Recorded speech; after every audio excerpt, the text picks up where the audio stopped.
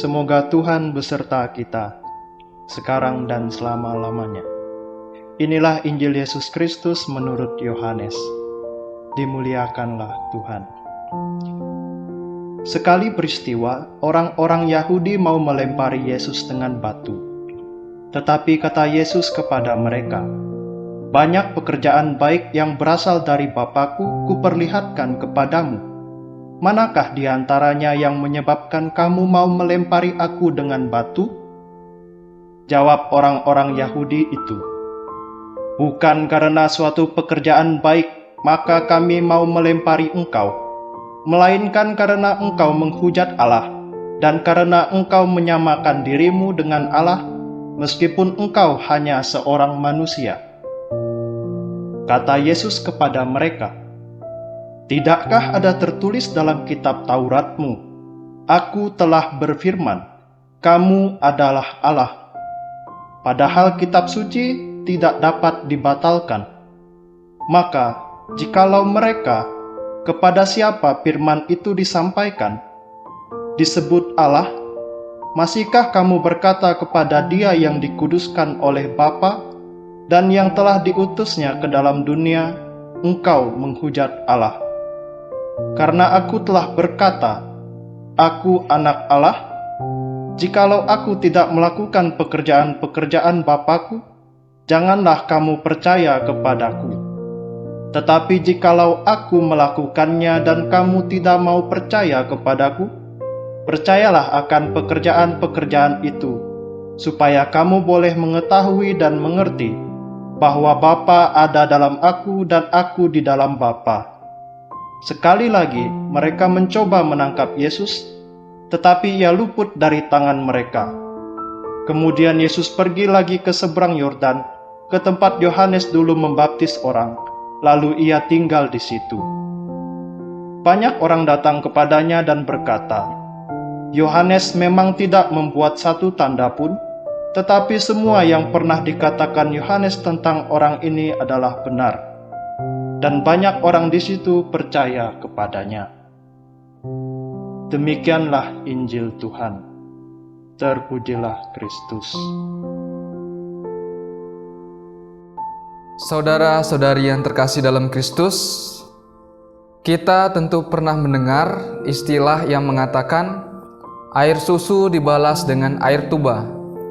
Artinya, kebaikan yang dilakukan oleh seseorang dibalas dengan sebuah kejahatan. Gambaran yang serupa dapat kita dengarkan dalam bacaan hari ini, di mana Yesus memberikan pelayanan dan pengajaran kepada semua orang. Dia tanpa lelah mewartakan kerajaan Allah. Tetapi pelayanan dan pengajarannya tersebut tidak serta-merta diterima baik oleh semua orang, terutama dari kalangan ahli Taurat dan orang-orang Farisi. Mereka melihat Yesus sebagai ancaman bagi mereka. Tidak heran kalau kemudian Yesus selalu saja dicari-cari kesalahannya. Saudara-saudari yang terkasih dalam Kristus, dalam hidup kita sehari-hari pun kita pernah mengalami pengalaman seperti Yesus. Kita pun pasti pernah mengalami pengalaman di mana kebaikan yang kita lakukan tidak diapresiasi dan tidak dihargai oleh orang lain. Tentu pengalaman ini sangatlah tidak mengenakan. Lantas, apakah kita akan berhenti berbuat kebaikan?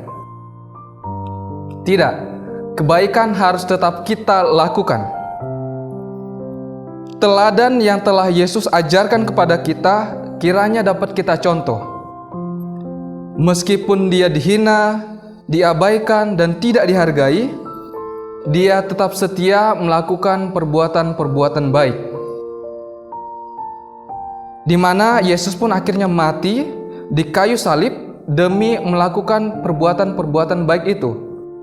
Tetapi kemudian dia bangkit pada hari yang ketiga. Saudara-saudari yang terkasih dalam Kristus, kita pun disebut sebagai orang Kristen. Artinya, kita adalah pengikut-pengikut Kristus. Sebagai pengikut Kristus, kita diajak untuk meneladani Yesus dengan sungguh, terutama dalam hal kesetiaan dalam melakukan kebaikan-kebaikan. Meskipun apa yang kita lakukan tidak dihargai, kurang mendapat apresiasi, hendaknya kita tetap setia melakukannya. Percayalah bahwa di setiap salib pasti akan ada kebangkitan. Di balik setiap penderitaan, kesedihan, akan ada sukacita dan kegembiraan. Semoga Tuhan senantiasa memberkati kita. Amin.